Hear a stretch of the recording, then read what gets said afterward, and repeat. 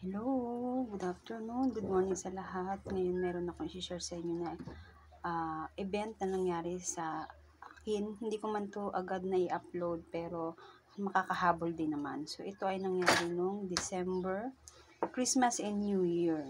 So 'di ba nakita niyo naman yung in-upload ko recently, yung nakaraan is dumating nga yung aming padre de pamilya. And then of course, 'di ba, meron na kaming panibagong sasakyan na ginagamit. So, ang pakay niya talaga yan, kaya niya kinuha yung sasakyan is para umuwi kami ng probinsya. Ayan, Christmas vacation.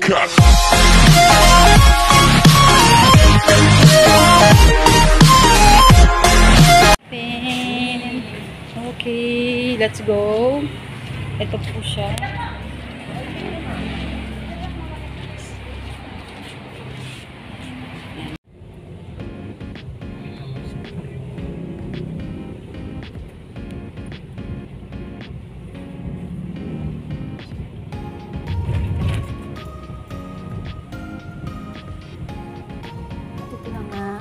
Habang kami ay papunta ng Bicol, so syempre pag nag-commute ka talaga, umaabot ng 10 to 9 hours yung biyahe. Pero pag may sasakyan ka, may sarili kang sasakyan, possible na abutin ka kahit kaya mo siya ng 7 hours, mga ganun yung oras na pwede mo ibiyahe. Depende yun kung i-stop ka pa or pagas ka pa, pero kinuha namin siya sa oras na 7 hours.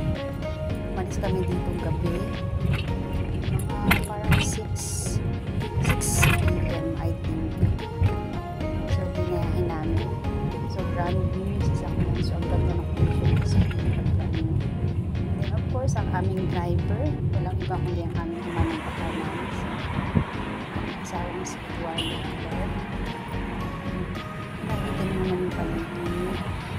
So, yan ay mga pasok na New Year. Tapos na ang Pasko niya eh. So, niya plan kami pero buwan lang siya.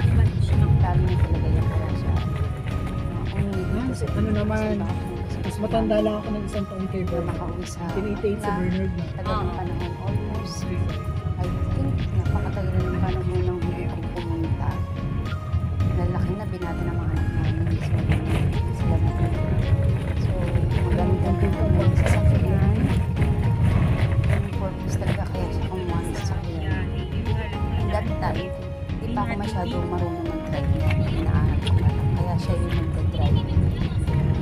Hindi katulad ngayon, kaya ko mag-drive. labog ka rin.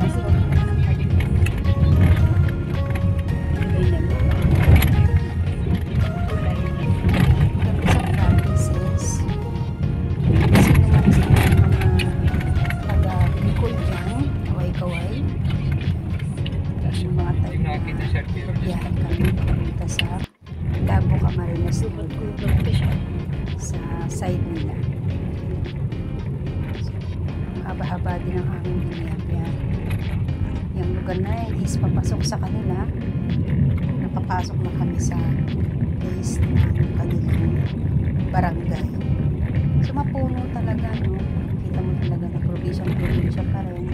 Sobrang dami ng mga puno, green leafy talaga ang paligid. Dati kasi yung daanan dyan, lubak-lubak talaga. Almost yung bus lang talaga na malalaki yung dumadaan. Pero ngayon, nakita ko after how many years, ang ganda na ng lugar niya. So, na-improve na siya. Ang kalsada na yan, dati ay lubak-lubak, ngayon ay sementado na. So, mas mabilis ang pagbiyahe. Mas kita mo na yung lugar. So, salamat at least na ano talaga na bigyan ng ganda o ayos ang sasakyan na yan, ang daanan na yan. Ito yung hometown ng mister ko. Yan. So, makikita nyo naman dyan. Halos lahat ng mga ano dyan nakikita namin kasabay namin is pauwi talaga sila ng probinsya. At ang hirap talaga mag-compute pag pauwi ka ng probinsya, wala kang sasakyan. Napakahirap mag-compute. Ito yung munisipyo. Dito kami dito sa munisipyo ito yan. Yung nakita yung munisipyo na yan, Lapo Camarines Norte, Bicol. Diyan po kami kinasal ng mister ko. December 21, 2006. How many years na? Laki na din ang pinagbago ng lugar. Dati nagko-commute lang kami ng Ito yung bus. bago nang gawa yan. Hindi yan Yan yung LCC noon. Parang ordinaryong palengke lang yan. Sisi na yan, dati wala pa yan. Para siyang mahabang talipapa. So, ayan po yung kanilang lugar. Mahilig dyan sa pili, mahilig sa mga kakanin. Ako yan. Marami kayong mabibiling pasalubong dyan.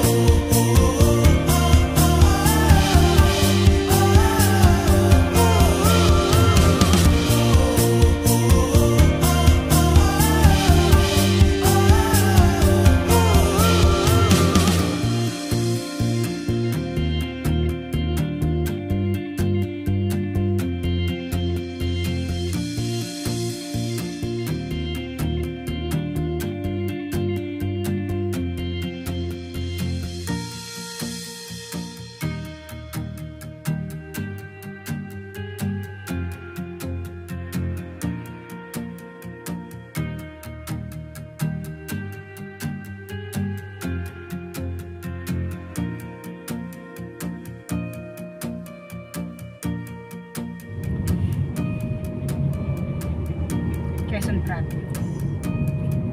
Ibig sabihin, huling bahay ng Gumaka.